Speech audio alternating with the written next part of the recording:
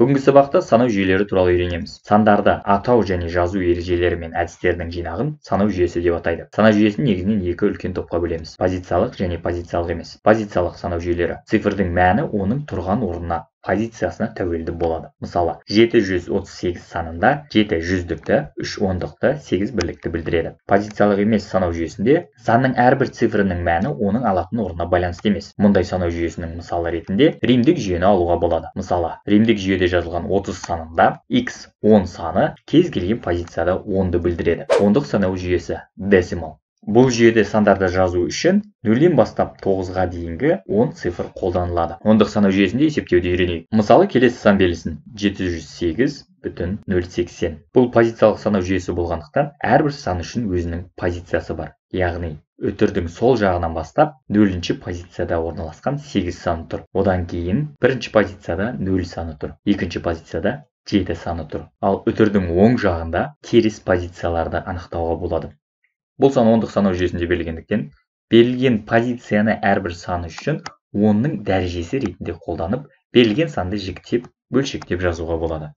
Мәселен, 7 көбейтілген 10-ның 2 дәрежесі, 7 жүздік позицияда тұр. Қосу 0 көбейтілген 10-ның 1 дәрежесі, қосу 8 көбейтілген 10-ның 0 дәрежесі, қосу 0 көбейтілген 10-ның минус 1 дәрежесі, қосу 8 көбейтілген 10-ның минус 2 дәрежесі, қосу 0 көбейтілген 10-ның минус 3 дәрежесі. Екілік санау жүйесі binary. Компьютерде әдетте ондық сан емес, позициялы екілік санау жүйесі қолданылады. Яғни мұнда сандар 0 және 1 арқылы жазылады. Мысалы, 101, 01, өтір 111 екілік санау жүйесінде берілген сан. Екілік санау жүйесінде есептеуді үйренейік. Бізге берілген 101, 01, өтір 111 санымыз. Тура ондық санау жүйесіндегідей, әрбір сан үшін өзінің позициясы бар. Бұл санды да бөлшектеп, бөліп жазып көрейік. Ол үшін екілік санау жүйесінде жұмыс істегендіктен, бұл позициялар 2-ның дәрежесі ретінде қызмет атқарады. Мәселен, 1 көбейтілген 2-ның 4 дәрежесі, қосылған 0 көбейтілген 2-ның 3 дәрежесі, қосылған 1 көбейтілген 2-ның 2 дәрежесі, қосылған 0 көбейтілген 2-ның 1 дәрежесі, қосылған 1 көбейтілген 2-ның 0 дәрежесі, қосылған 2 көбейтілген 2-ның минус 1 дәрежесі, қосылған 2 минус 2 дәрежесі, қосылған 1 көбейтілген 2-ның минус 3 дәрежесі. Ал егер де осы көбейту қосу операцияларын орындап шығатын болсақ, бізде 21,875 ондық санау жүйесіндегі сан шығады. Яғни біз екілік санау жүйесінен ондық санау жүйесіне осылай аударсақ болады екен. Ондай болса, керісінше, ондық санау жүйесінде берілетін санды екілік санау жүйесіне ауыстырып үйренейік. Бүтін ондық санды екілікке ауыстыру үшін бірінші әдіс ол бөлу. Ол үшін келесі алгоритмді орындауымыз керек. Бірінші, ондық санды бөлінді 0-ге тең болғанға шейін біртіндеп 2-ге бөлуіміз керек.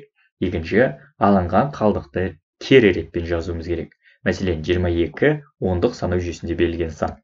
Бірінші қадамды орындаймыз. Яғни бірінші қадам берілген санды бөлінді 0-ге тең болмайынша 2-ге бөле береміз. Қалдықтарын жазып шығуымыз керек. Мәселен, 22-ні 2-ге бөлем. Бүтін бөлігі 11, қалдығы 0. Енді бөлінді 11-ді 2-ге бөлуім керек. Бүтін бөлігі 5, қалдығы 1. Келесі қадам 5-ті бөлемін 2-ге. Бүтін бөлігі 2, қалдығы 1. 2-ні бөлемін 2-ге. Бүтін бөлігі 1, қалдығы 0. Ең соңғы қадам 1-ді бөлемін 2-ге. Бүтін бөлігі 0, қалдығы 1.